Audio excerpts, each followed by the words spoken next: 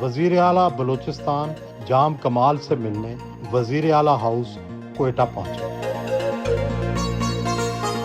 Principal secretary Nurul अमीन mangle और तर्जुमान बलूचिस्तान हुकूमत लियाकत शाहवानी ने इस्तकबाल किया। वजीर आला बलूचिस्तान जाम कमाल से उनकी अनेक्सी में मुलाकात हुई। पाकिस्तान के सबसे बड़े सूबा बलूचिस्तान के 17वें वजीर आला की हैसियत से काम करते हुए तकरीबन 1 साल हो गया।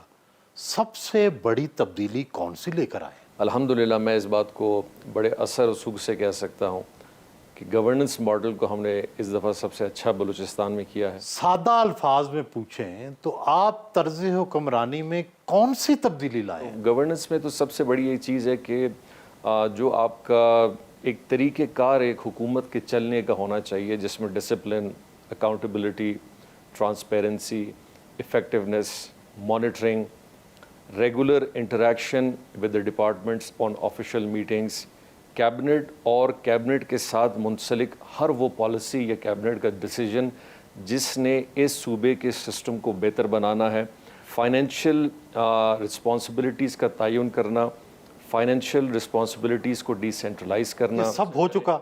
जी बिल्कुल, ये हमने इन प्लेस कर दिया है और इनमें से सब कुछ तकरीबन हो भी चुका है और इनके स्लोली एंड ग्रेजुअली जो रिजल्ट्स हैं वो हम आस्ते आस्ते देख भी रहे हैं। खुद जाम ऑफ लसबेला हैं और दूसरी तरफ खान ऑफ कलात के नवासे भी हैं। ननिहाल और ददियाल से विरसे में क्या मिला? सबसे बड़ी चीज़ अगर जिसको मैं समेट के एक लफ्ज़ में कह सकूं तो तरबियत कह सकता हूं। सियासत को बचपन में पब्लिक डीलिंग में दादा से देखना और फिर वालदा, फादर, दूसरे तरीके से ननिहाल आप समझने वालदा से आया है कि लोगों को उनकी सेल्फ़ रिस्पेक्ट और उनको उसकी वेटेज देना और किसी को कमतर नहीं समझना, ये वो चीज़ें हैं जो अल्हम्दुलिल्लाह विरसे में थोड़ी बहुत मिली। दादा जाम गुलाम कादर 2 बार वज़ीर आला, वालिद जाम यूसुफ 1 बार वज़ीर आला और फिर आप तीसरी नस्ल में से आप जाम कमाल भी वज़ीर आला। क्या ख़ानदान पर खुदा ख़ास तौर पर मेहरबान है या फिर आपका ख़ानदान ही कमाल है? सबसे पहली चीज़ तो अल्लाह का बड़ा करम रहा है, इज़्ज़त मिली है। दूसरी चीज़ जो एक बहुत बड़ा फ़र्क शायद लाई होगी कि बलूचिस्तान की सियासत में अल्हम्दुलिल्लाह आप दादा से देख के वालिद साहब को देख लें और मेरी भी अपनी कोशिश रही है कि हमने कभी इस तरह की सियासत नहीं की जो नज़रियाती, कबाइलियत, ज़बान, नस्ल, रंग, इलाका, इन चीज़ों पे मबनी हो। बलूचिस्तान में हर लिहाज के लोग रहते हैं, हर कौमियत के, हर ज़बान के। पठान हैं, पंजाबी हैं, सेटलर हैं, उर्दू स्पीकिंग है, सराइकी है, सिंधी है, बरोई है। अल्हम्दुलिल्लाह शुरू से लेकर आज तक हमारे ख़ानदान ने किसी पे एक फ़र्क नहीं रखा। तीसरी बात थोड़ी बहुत यकीनी तौर पे ये है कि पाकिस्तान की सियासत में जब शुरू में 1947 के बाद जब सियासत थोड़ी बहुत आगे चली, शायद उस ज़माने में ऑप्शंस या प्रोबेबिलिटीज़ चीज़ों की बड़ी कम थे, तो दादा उस ज़माने में थे। लेकिन बाद में हमने यही चीज़ों को दूसरे ख़ानदानों में भी जाता हुआ देखा। नवाब भुट्टी साहब भी गए, सरदार अताउल्लाह मेंगल साहब भी बने, इसी तरह सनाउल्लाह ज़ेरी साहब और दूसरे भी हैं। यकीनी तौर पे एक अपॉर्चुनिटी को आप ये पॉलिटिकल अपॉर्चुनिटी इस तरह कह सकते हैं कि एक ज़िम्मेदारी आई और उस वक्त के हालात को और चीज़ों को मद्देनज़र रखते हुए कभी कभी हम पे कंसेंसस डेवलप हुआ, इसी तरह दूसरों पे भी हुआ। आपके ख़ानदान में सियासी नज़रियात से कहीं ज़्यादा कौमी दर्द नज़र आता है। आपके दादा जुल्फ़िकार अली भुट्टो और जनरल ज़ियाउल हक दोनों के साथ रहे, वालिद जाम यूसुफ पीपल्स पार्टी और जनरल मुशर्रफ दोनों के साथ काम करते रहे। आप खुद नवाज़ शरीफ के साथ रहे और अब इमरान खान के साथ काम कर रहे हैं। क्या आपके यहाँ सियासी वफ़ादारियों की अहमियत नहीं है? मैं अमूमन ये महसूस करता हूँ कि हमारा ताल्लुक़ या किसी पार्टी में होना या ना होना उसके चंद बेसिस होने चाहिए और अगर वो बेसिस कोई पार्टी पूरी करती है फिर आपको उस पार्टी के साथ हमेशा जाना चाहिए। लेकिन अगर वो चीज़ों से वो बिल्कुल हट जाती है और आप महसूस करते हैं कि आप बराए नाम सिर्फ एक स्टैंपिंग पार्टी में मौजूद हैं और आप सिर्फ फॉलोइंग कर रहे हैं, تو پھر ہمارے یہاں سیاست اسی لیے شاید بڑھ نہیں پائی کہ ہم نے کبھی پارٹیز نے بھی اپنی کوئی ایک سٹینڈنگ نہیں رکھی. جب پارٹیز اپنی سٹینڈنگ نہیں رکھتی ہیں تو پھر پارٹی کے فالوورز پارٹی کے ممبرز بھی نہیں رکھتے ہیں. دادا نے جب سیاست شروع کی تو آپ کو پتا ہوگا کہ انہوں نے مسلم لیگ سے سٹارٹ کی. 1947 میں لسبیلا اسٹیٹ وہ واحد اسٹیٹ پہلی تھی بلوچستان میں جس نے پاکستان میں لاک کیا, اور وہ مسلم لیگ کے جھنڈے کے تحت کیا. یقینی طور پہ پھر اس پہ بڑا عرصہ گزرا اور چیزیں آگے بڑھتی گئیں. ذوالفقار علی بھٹو صاحب کی جب حکومت آئی, دادا جب چیف منسٹر بنے, تو نیب کی حکومت بھی ادھر ہی موجود تھی. حالانکہ نیب کی حکومت کے جو وزیر اعلیٰ تھے وہ ان کے ساتھ ہمارے بڑے قریبی رشتہ داریاں بھی ہیں, لیکن فکر بڑی مختلف تھی. ان کی فکر اور ان کی سوچ الگ تھی, ہماری الگ تھی. والد صاحب نے شروعات میں جب پارٹی یا جب سیاست کا آغاز کیا تو انہوں نے پیپلز پارٹی سے کیا ایز اے ینگ اسٹوڈنٹ 18 سال کی ایج میں. اس پیپلز پارٹی کے دور میں انہوں نے جیل بھی کاٹی. تقریباً کوئی عطاءاللہ مینگل صاحب جو ان کے سگے انکل بنتے تھے, تقریباً 1-2 مہینے کے لیے انہوں نے ان کو جیل میں بھی رکھا. پھر اسی طرح جب ایک دفعہ جب انہوں نے مسلم لیگ کے پارٹی پلیٹ فارم پہ جب کاہل ہوئے تو پھر مسلم لیگ میں ہی رہے آخر تک جب تک ان کی زندگی تھی. یہ الگ بات ہے کہ مسلم لیگ نے اپنی فریکشنز میں تبدیلیاں لے آئے. میں نے اپنی سیاست کا جب آغاز کیا, ویسے تو میں نے تقریباً بڑی ینگ ایج سے سیاست کا کیمپین سٹارٹ کی. جب میری عمر 13 سال تھی تو میں نے اپنا پہلا پولیٹیکل کیمپین اپنے والد صاحب کے لیے کیا. تو میں نے ایز اے پارٹی اگر کوئی پارٹی سب سے پہلی اگر جوائن کی بذات خود تو وہ آپ کہہ سکتے ہیں پاکستان مسلم لیگ نون تھی. پھر یہ تقریباً جب 4.5 سال میں نے ان کی کابینہ میں ایز اے اسٹیٹ منسٹر گزارا,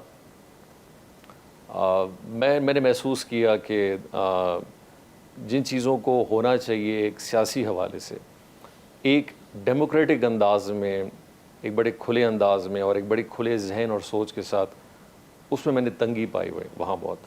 جوانی میں ہی بارش ہو گئے, کیا دعوت تبلیغ نے کام دکھایا؟ کسی روحانی سلسلے سے متاثر ہوئے یا کوئی خاص واقعہ زندگی میں پیش آیا؟ آپ یہ ضرور کہہ سکتے ہیں از خود ایک شوق پیدا ہوا. قرآن پڑھا, قرآن کی تفسیر پڑھی, احادیث پڑھے, تو کبھی کبھی کچھ چیزیں ایسی ہوتی ہیں جن کو آپ جلدی پک کر لیتے ہیں. تو آپ یہ سمجھ سکتے ہیں کہ اس چیز کو میں نے ایک بڑے ینگ ایج میں پک کر لیا اور کوشش کی کہ الحمدللہ اس کو قائم رکھوں. لیکن اس داڑھی کے تقاضوں کو پورا کرنا سنت کے حوالے سے بہت مشکل ہے, لیکن تھوڑی بہت جو بھی ایک کوشش ہے اور ایک چیز کو جو اپنائی بھی ہے, بس اس کو اب کوشش ہے کہ برقرار رکھیں. میرا تعلق ویسے ٹو بی ویری فرینک تقریباً ہر فقہ جو ہمارے دینی حوالے سے ہیں ان سے رہا ہے. ملاقات بھی ہوتی ہے, ان سے میں بات بھی کرتا ہوں. ابھی تک میں نے سہ روزہ یا کوئی اور روزہ نہیں لگایا. دوست ہیں بہت سارے, تبلیغی دوست بھی ہیں, دوسرے طبقے فکر کے دوست بھی بہت سارے دوست ہیں. کوشش یہ ہوتی ہے کہ انسان اپنی مسلمانیت کو سب سے آگے رکھے. الیکشن 2018 سے صرف 1 ماہ پہلے بلوچستان عوامی پارٹی یعنی باپ بنائی 24 نشستیں جیت کر صوبائی حکومت کے سربراہ بھی بن گئے. جادو کیسے چلایا؟ میاں نواز شریف صاحب کی پارٹی میں جب موجود تھے تو میرے کچھ اور کولیگز بھی ساتھ تھے, بلکہ ایک اکثریت لوگ بلوچستان میں بھی ان کی پارٹی سے منسلک. بلوچستان میں لوگ تو وہی رہتے ہیں مگر پارٹیاں بدل جاتی ہیں, کیوں؟ پاکستان مسلم لیگ نون کے جو ممبرز تھے وہ بہت نگلیکٹ ہوئے میاں صاحب کے دور میں, جس میں بشمولیت آپ مجھے بھی کہہ سکتے ہیں. آپ تو وفاقی وزیر مملکت تھے. آپ مجھ سے زیادہ بہتر سمجھتے ہیں کہ وفاقی وزراء بہت مشکل سے ان کی رسائی ہوتی تھی, تو اسٹیٹ منسٹرز تو بہت دور کی بات ہے. شاید میاں صاحب نے یہ محسوس کیا کہ بلوچستان کے حوالے سے جو بھی فیصلے ہیں اس کے لیے پی کے میپ اور نیشنل پارٹی ایک اچھا فورم ہے. وہ ان کے اتحادی بھی ہیں, اور یہی چیز 2016 سے 17 سے بڑھتے بڑھتے اسٹیٹ پہ آ گئی. ہم نے کہا کہ اب چیزوں کا چلنا بہت مشکل نظر آ رہا ہے. تو اس بات پہ سب نے کنسنسس ایک ڈیولپ کی کہ اگر ہم ایک پارٹی خود بنائیں تو کیسا ہے. تو انہوں نے کہا کہ ٹھیک ہے جی, پھر نام کوئی ایسا رکھیں جس میں مسلم لیگ یا پیپلز پارٹی کا عنصر بھی نظر آئے. ہم نے کہا پھر یہ بھی مناسب نہیں ہوگا. پھر یہ اتفاق رائے ہوئی کہ ہم ایک نئی پارٹی بنائیں گے, اور اس پارٹی کا مرکز, اس پارٹی کے فیصلے, اس پارٹی کی کارکردگی, اس پارٹی کے ایک اوور آل جو سٹانس ہے یا جسچر ہے وہ ہم سب خود کریں. خواتین ایم پیز بشرا رند، ماں جبین اور لیلا ترین ملاقات کرنے آئیں.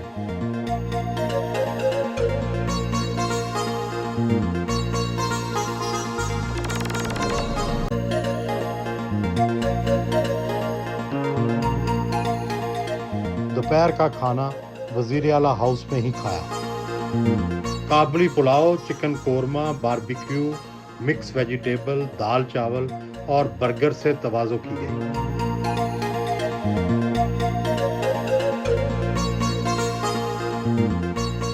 یہ تاثر کس حد تک درست ہے کہ اقتدار کے بڑے ایوانوں میں، ایوان وزیر اعلیٰ، گورنر ہاؤس میں سونے کے نوالے اور چاندی کی پلیٹوں میں کھانا کھایا جاتا ہے؟ سادگی اپنائی جائے تو وہ بھی ہو سکتی ہے، اچھے ماحول میں کھانا کھایا جائے وہ بھی اچھا ہے.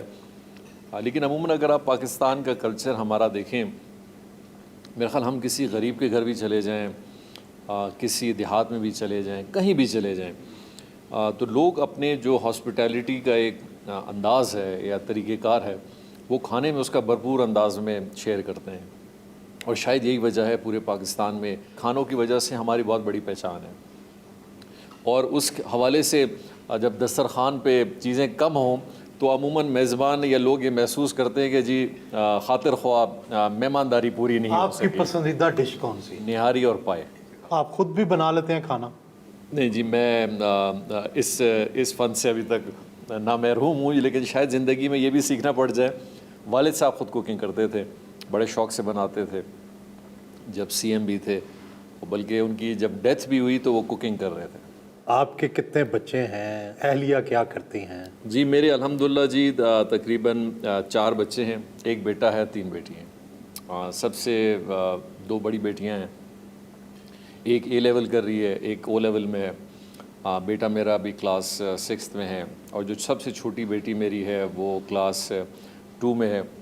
اہلیہ الحمدللہ کسی نہ کسی حوالے سے ایریا میں پبلک سوشل ویلفیئر لائف میں تھوڑا سا مصروف رکھتی ہیں. شادی آپ نے کراچی میں کی، جی ایک بالکل مختلف تہذیب کے. جی جی جی تو کیا اس کے بعد جو خانگی زندگی ہے اس میں بالکل ہموار ہے، اونچی نیچی ہے، آپس میں ایڈجسٹمنٹ ہے؟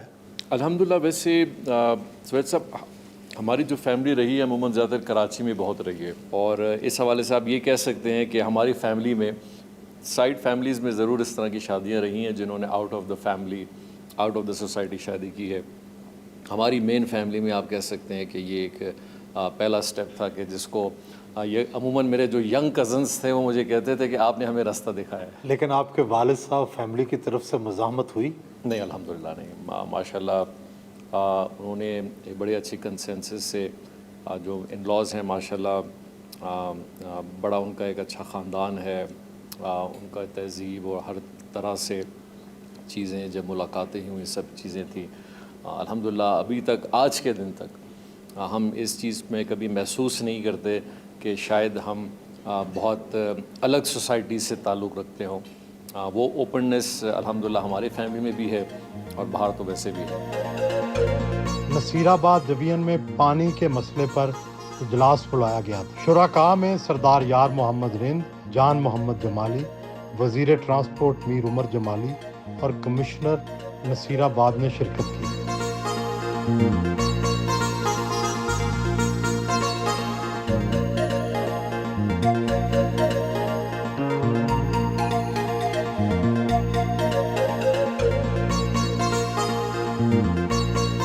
وزیر اعلیٰ ہاؤس میں واقع اپنے دفتر میں آئے.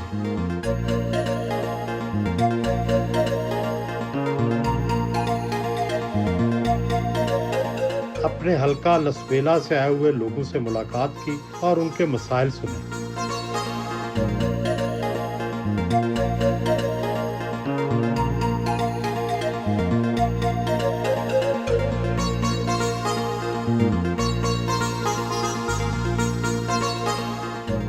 مذہبی رجحان رکھتے ہیں لیکن حصے لطیف بھی تو رکھتے ہوں گے، شاعری، موسیقی، ادب، کیا پسند ہے؟ کھیل سے बहुत एक लगाव हमेशा से रहा है।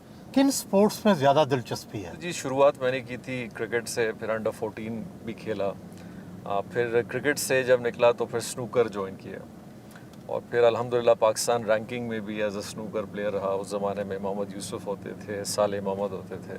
उसके बाद फिर गोल्फ स्टार्ट की।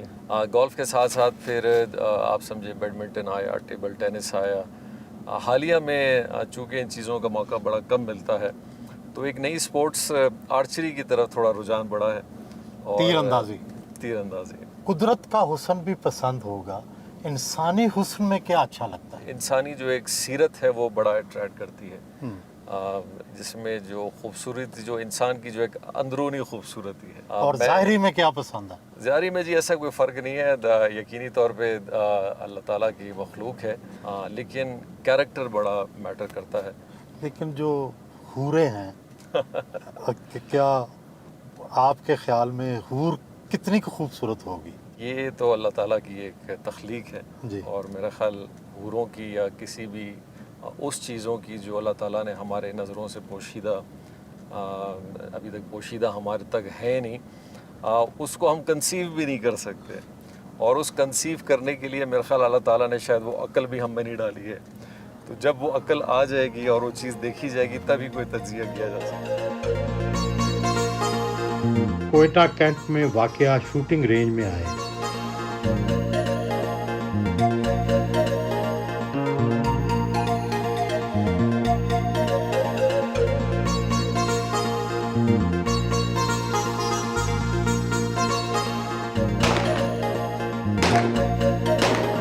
उनका निशाना पक्का है, टारगेट को ठीक ठीक हिट किया।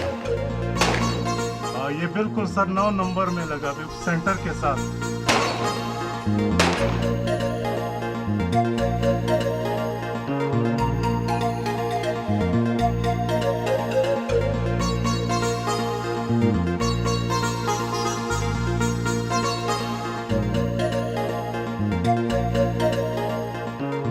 आपकी शोहरत और साख बहुत अच्छी है, लेकिन एक मखलूत हुकूमत चलाने के लिए कुछ न कुछ समझौते, कुछ न कुछ मसले से तो काम लेना पड़ता होगा।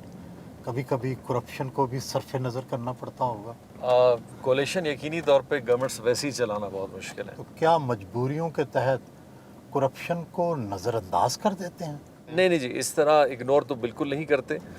जहाँ जहाँ हमें मौका इस हवाले से मिलता है, मालूमात आती है, अल्हम्दुलिल्लाह पाक हमारी जो चीफ़ मिनिस्टर CMIT जो इंस्पेक्शन टीम है और एंटी करप्शन जो हमारा डिपार्टमेंट है, पिछले तकरीबन कोई 1000 स्कीमात का हम विज़िट कर चुके हैं। हर स्कीमात के हवाले से हमारी रिपोर्ट बनी है, बहुत सारे लोगों के ख़िलाफ़ हमने एक्शन लिया है। आपकी ज़ाती आमदनी कितनी है, कितना माहाना खर्चा है और टैक्स कितना देते हैं? अल्हम्दुलिल्लाह सुहेल साहब, तकरीबन पिछले कोई 8-10 साल से मैं एक इनकम टैक्स पेयर भी हूँ और रेगुलर इनकम टैक्स पेयर हूँ। जो भी मेरा कारोबार है, माइनिंग है, ज़मींदारी है, सर्विस इंडस्ट्री में थोड़ा बहुत जो भी मेरा काम है, अल्हम्दुलिल्लाह जितनी प्रॉपर्टी है 100% वो सारी एसेट्स में डिक्लेयर भी है, BR में भी डिक्लेयर है। As an NTM tax payer Balochistan में मेरा ख्याल कुछ बड़े टैक्स पेयर्स में है, वेरी करता है, आमदनी वेरी करती है, क्योंकि हमारा ज़्यादातर जो बेस है वो एग्रीकल्चर कम माइनिंग ज़्यादा है, जिसमें स्टोन है। कौन सा स्टोन निकलता है? हमारे यहाँ जी मार्बल में ब्लैक एंड गोल्ड निकलता है। फिर हमारे डिस्ट्रिक्ट के अंदर एक और स्टोन है जिसे हम ग्रे कहते हैं, वो निकलता है। मिनरल्स में हमारे पास मैग्नीज़ है, बेराइट है, इस तरह की मुख्तलिफ़ चीज़ें हैं। और महाना आपका ख़र्चा कितना है? अंदाज़न अगर हम लगाएं, बच्चों का सिस्टम अपना, अखराजात कोयटा, गांव, घर वगैरह, मेरे ख्याल एक आराम से एक 7 से 8 लाख का तो अमूमन आ सकता है, बहुत आराम से आ जाता है।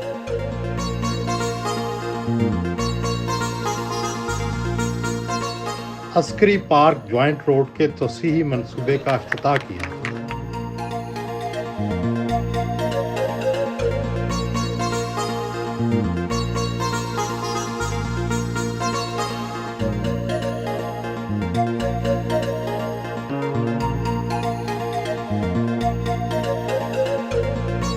रास्ते में जॉइंट रोड पर वाक़या मीर होटल पहुंचे।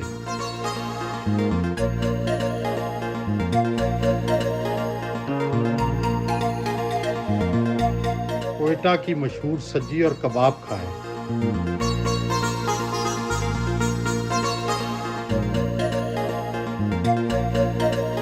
कड़क चाय भी पी।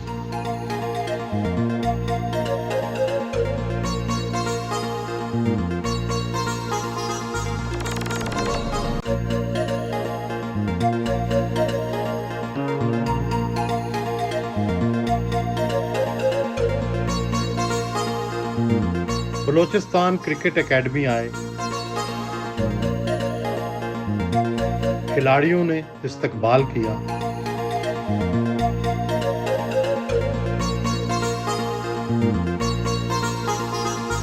तीर अंदाजी के भी शौकीन हैं। नौजवान खिलाड़ियों को तीर अंदाजी के गुर सिखाए।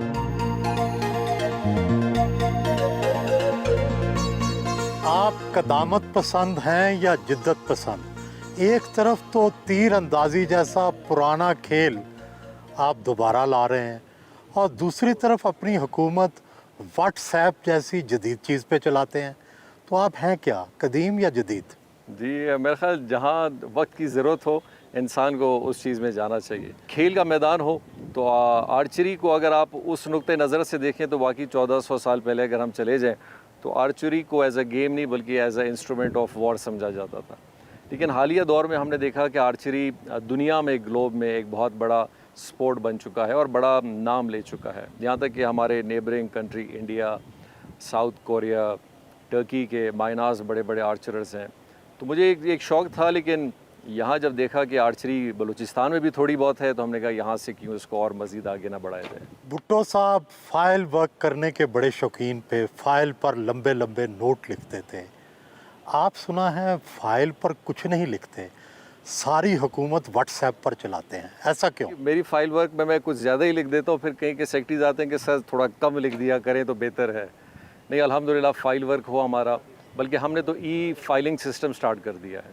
हमें एग्जैक्टली ये भी पता होता है कि हमारे सेक्रेटरीट से जो फ़ाइल निकली है ये किस सेक्रेटरी के पास है, कितने दिनों से है, क्यों नहीं आई, और फिर उसी चैनल से उसको वापस करवाते हैं। व्हाट्सएप भी उसका एक हिस्सा है। व्हाट्सएप उसका यूँ हिस्सा है कि मॉनिटरिंग का निज़ाम में व्हाट्सएप ने बड़ा फ़ायदा दिया है।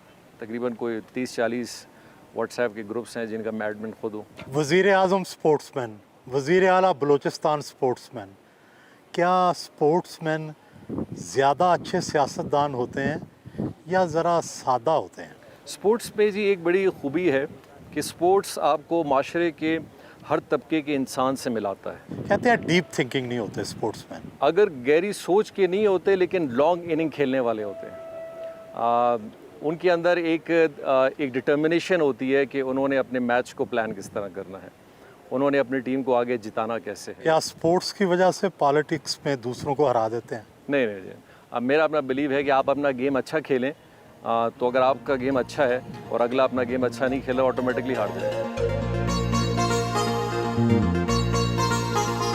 क्रिकेट भी खेली और छक्के भी लगाए।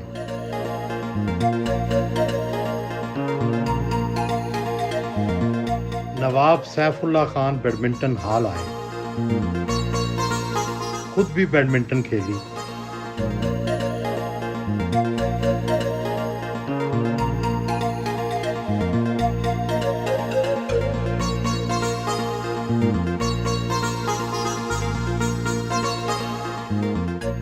एक तरफ तो आपकी जवानी तेज जीप रैलियों में सफ़र करने और रेसें लगाने में गुजरी, और अब बतौर वज़ीर आला सफ़र आहिस्ता आहिस्ता हर एक को देख के चलना, ठंडे रहना, तो ये इतनी मुश्किल सूरत हाल एक तेज़ आदमी के लिए कितनी ख़तरनाक हो सकती है उसके मिजाज को बिगाड़ने में? जीप रैली बहुत बड़ा पेशेंस सिखाती है। अच्छा, कि आप अपनी मंजिल की तरफ तेज़ी से जाएं लेकिन आपकी नज़र और आपके नर्व्स कंट्रोल हो। तो मैं समझता हूँ कि स्पोर्ट्स आपको जहाँ बहुत तेज़ी के साथ किसी स्पोर्ट्स में ले जाती है, वहीं आपको एक बड़े इत्मीनान के साथ भी रखना चाहती है। किसी भी स्पोर्ट्स में अगर आपने जहाँ इमोशन से काम लिया, या तो आप आउट हो जाएंगे या रेस से आउट हो जाएंगे या हार जाएंगे। कहते हैं सियासत तो जज्बात का खेल है। हर जगह पे जज्बात इस्तेमाल नहीं हो सकते। तो मौका हो, वक्त ऐसा हो اور ریکوائرمنٹ ایسی ہو تو پھر وہاں جذبات کا بھی لانا ضروری ہو جاتا ہے. زیادہ سے زیادہ تیز کتنی رفتار پر گاڑی چلائی؟ 200 210 220 پہ اتنے بھی چلائی. کیا کبھی حادثہ ہوتے ہوتے بچ گئے؟ ایک دفعہ ہم ریس کر رہے تھے تو گاڑی کے بریک فیل ہو گئے, تو پھر میرا جو کو ڈرائیور تھا اس نے بولا کمال بھائی گاڑی کھڑی کر دیتے ہیں, تو ہم نے کھڑی کر دی اور ریس آپ سمجھیں کہ ابھی آدھے گھنٹے کا سفر اور باقی ہے. میں نے کہا یار ایسے کرتے کہ بغیر بریک کے آہستہ آہستہ چلا لیتے, تو میں ضد پہ تھوڑا سا آ گیا اور میں نے گاڑی بغیر بریک کے تھوڑی چلا لی. اور پھر ایک ٹرننگ آ رہی تھی تو وہاں جب ظاہری بات بریک تو تھے نہیں, تو کوشش کی بریک دبانے کی لیکن وہ لیٹ تھا, تو وہاں گاڑی تھوڑی نکلی اور ایک ڈچ نما تھا تو اس میں جا کے تھوڑی سی لگ گئی. تو یہ ایک حادثہ پیش آیا تھا. کبھی کسی ریلی میں پہلی پوزیشن بھی حاصل کی ہے؟ جی الحمدللہ, میں چولستان میں اپنی کیٹیگری میں بھی آ چکا ہوں, جھل مکسی میں بھی آ چکا ہوں, گوادر میں بھی ایک دفعہ پوزیشن لی تھی, اسی طرح ڈھیرکی میں ایک دفعہ ہوا تھا. الحمدللہ لیے ہیں اپنے, کیونکہ ہمارے ڈفرینٹ کیٹیگریز ہیں A B C D. A category ہماری وہ ہے جو 3000 سی سی سے اوپر کی ہے, پھر بی کیٹیگری جس میں ہم ہیں اس میں یہ تقریباً 3000 کے اندر کی کیٹیگری ہے, پھر اسی طرح نیچے آتی ہے. کہتے ہیں جو خود اچھے ڈرائیور ہوتے ہیں وہ ٹیم کو ساتھ نہیں چلا پاتے, کیا یہ درست ہے؟ ویسے اس بات میں کسی حد تک صداقت بھی ہے, لیکن اگر آپ کو میں نے دیکھا جی اگر اچھا ڈرائیور مل جائے نا, ہاں دونوں اچھے ڈرائیور ہوں, ہاں پھر سیمیٹری اچھی بنتی ہے. ہاں. سیاسی انداز میں یہ ہے کہ ٹیم ورک بنانی پڑتی ہے. کبھی کبھی اپنے بہت ساری چیزیں جو آپ فیل کرتے ہیں کہ آپ ایکسل کرتے ہیں اس میں, لیکن آپ کو ڈیلیگیٹ کرنی پڑتی ہیں. اور پاکستان کی سیاست میں جو سب سے بڑا فقدان اسی بات کا رہا ہے کہ ہم نے موروثی سیاست کو بس گھرانوں تک رکھا, سارے گورونی اپنے بچوں کو سکھائے. اور آپ کو سکھائے گئے ہیں گور؟ نہیں جی, میں الحمدللہ وہ جو دوسرے پیچ داؤ کی چیزیں ہیں کوشش عموماً ہوتی ہے کہ ان سے دور رہا جائے اور سادی سیاست کی جائے. کبھی کبھی سادگی کی سیاست میں نے دیکھا ہے بہت بڑے منصوبہ سازی سیاست سے زیادہ آگے نکل جاتی ہے. خان صاحب بھی بڑے سادے آدمی ہیں, لیکن آج ملک کے وزیر اعظم بھی, اور بڑا کامیاب دورہ کر کے امریکہ کا بھی آئے. آپ نے مبارکباد دی ہے؟ جی میں نے مبارکباد دی, اور میں نے ان کو ایک بات ضرور کی, میں نے کہا خان صاحب آپ کو جس نے بھی مشورہ دیا کہ آپ پاکستانی کمیونٹی کے ساتھ جلسہ کر کے پھر ٹرمپ کو ملیں, یہ بڑا اچھا مشورہ ہے. گھر واپس آئے, وزیر اعلیٰ ہاؤس میں واقع مسجد میں نماز ادا کی.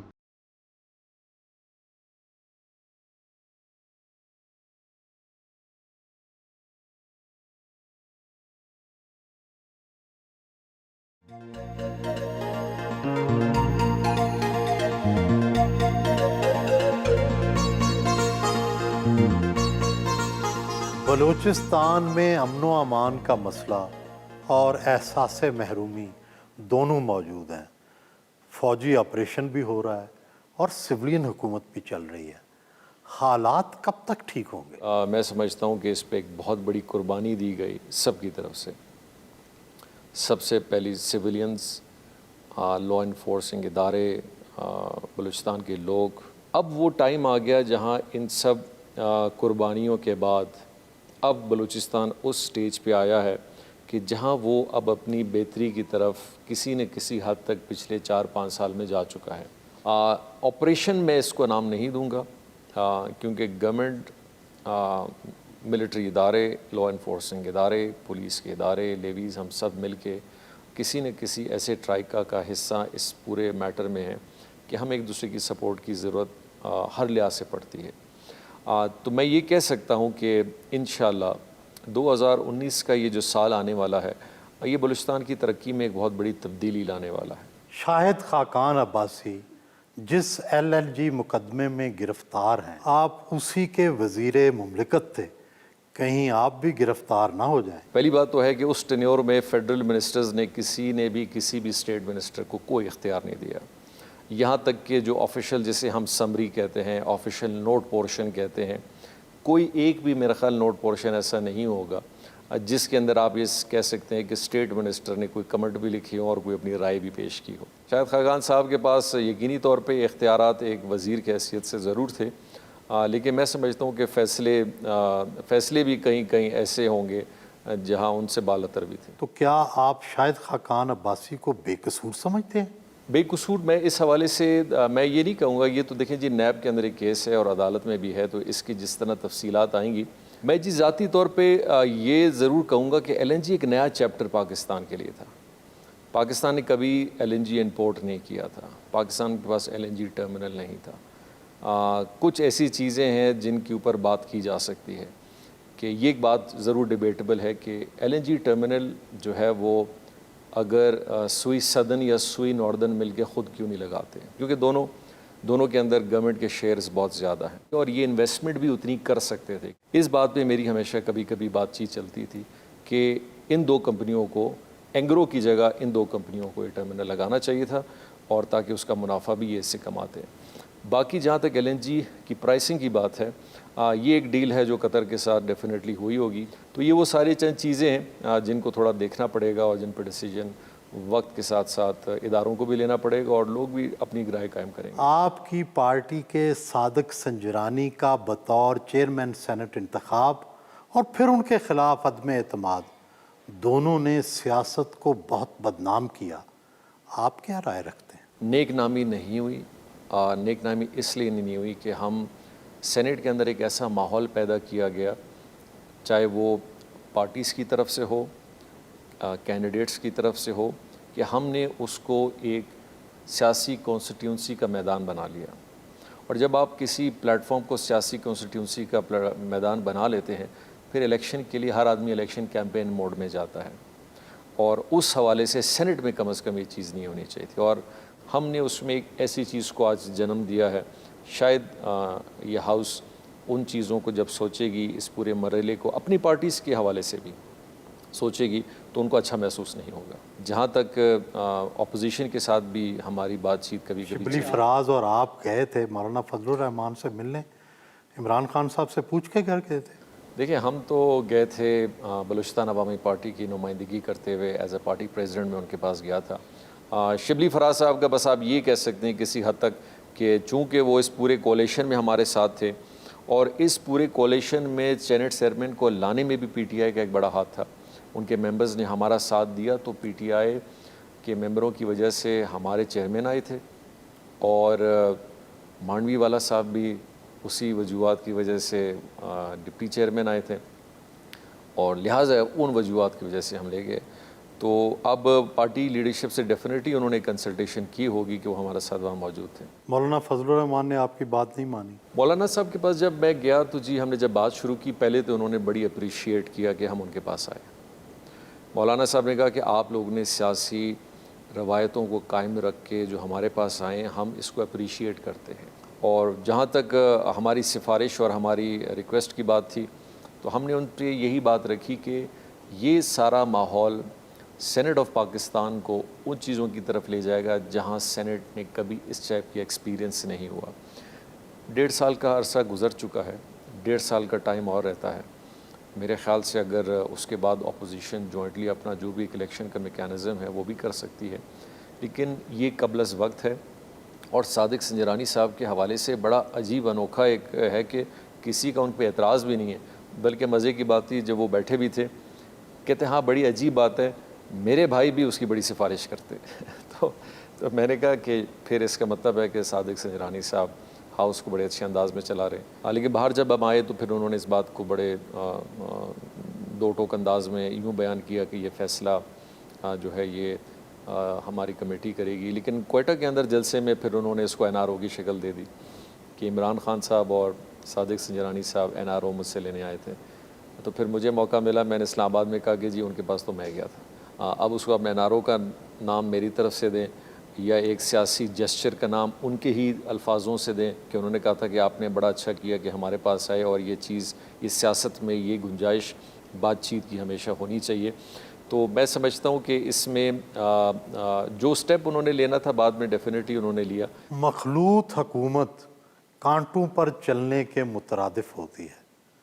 یار محمد رند नवाब मक्सी और जान जमाली जैसे हैवी वेट्स की मौजूदगी में हुकूमत और ऐवान चलाना मुश्किल तो होगा।